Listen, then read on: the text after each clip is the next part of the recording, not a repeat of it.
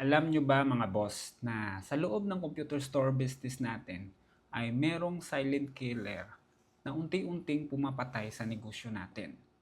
Hindi po ito mga suppliers natin, hindi rin ito mga tauhan natin, hindi rin ito mga competitors natin, at lalong-lalong hindi rin ito dahil maliit lang yung sales natin. Ito yung mga overstock items natin na hindi naman mabenta. Hindi mo na mamalayan mga boss na ito yung magiging dahilan bakit malulugi yung negosyo mo.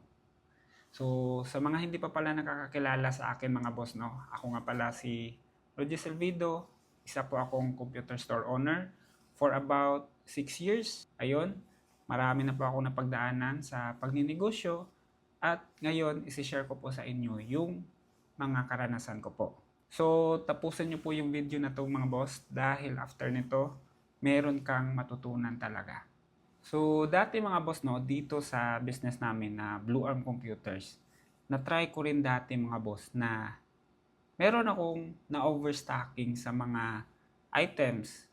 Tapos, nalaman ko na ang tagal pala namin itong maubos. Ang tagal namin itong mabinta. Napansin ko yun mga boss, siguro mga almost 1 year din siya.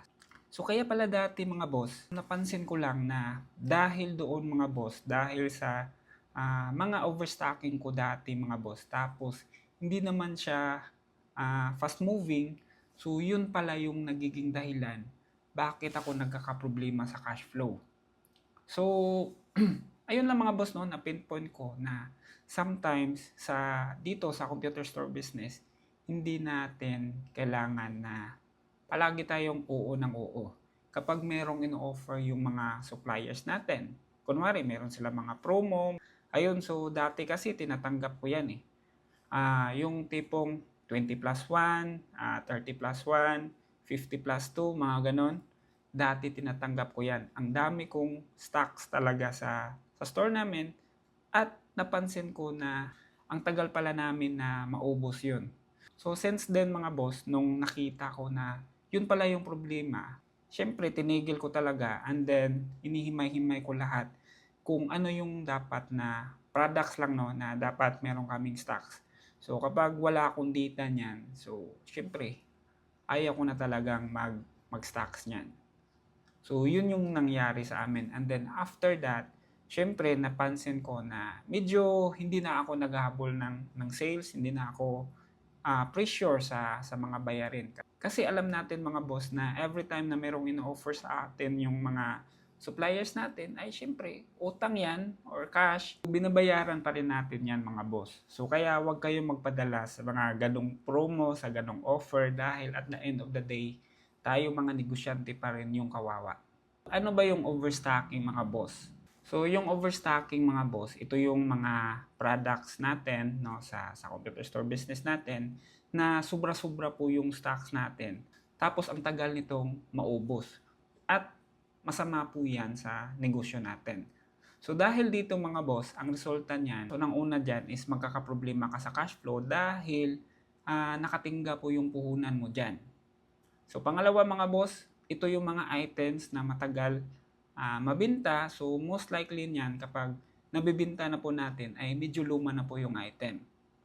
And worst mga boss, dahil dito, dahil meron ka mga overstockings, so syempre nung napansin mo na yan, binibinta mo na yan ng palugi para lang po na mabalik yung kapital natin.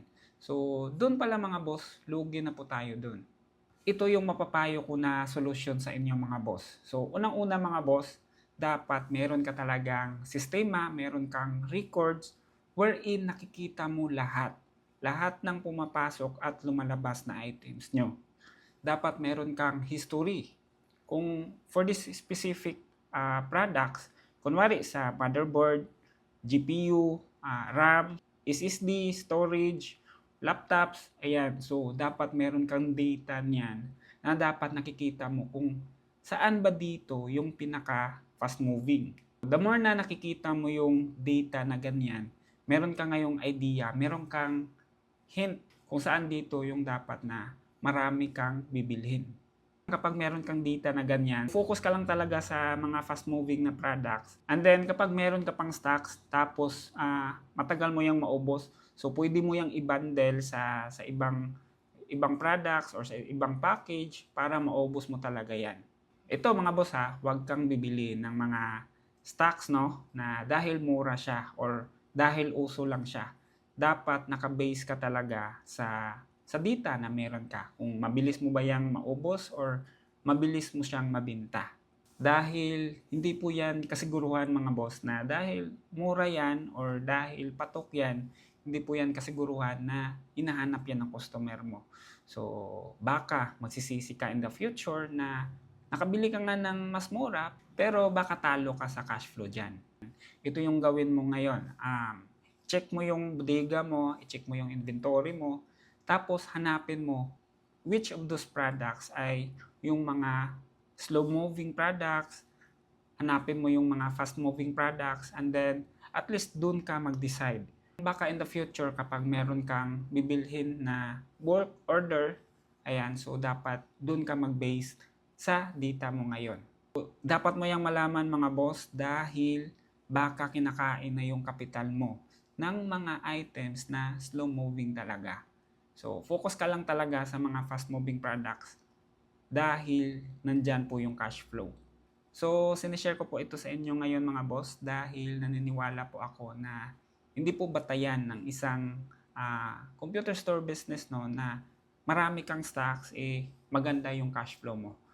Minsan para sa akin mga boss, kahit na yung shop mo ay walang stocks pero tuloy-tuloy yung benta mo, yun yung mas maganda dahil kaya mong magbenta kahit na wala ka pang stocks sa shop mo. Basta importante talaga na meron kang cash flow mga boss at importante na hindi nakatingga yung kapital mo. So dapat yung kapital mo ay nandun lang sa mga bagay na mas mabilis makapag-return sa negosyo mo. So, ayun lang mga boss, no? Sana meron kayong natutunan in today's video and invite ko pala kayo, meron tayong grupo. So, ipopost ko na lang po yung link sa baba and then antayin ko kayo doon sa loob. Pwede tayong mag-usap about computer business or anything related sa negosyo or about life. So, ayun lang mga boss, no? Always remember mga boss to always work smarter, not just harder. Takits mga boss! Bye-bye!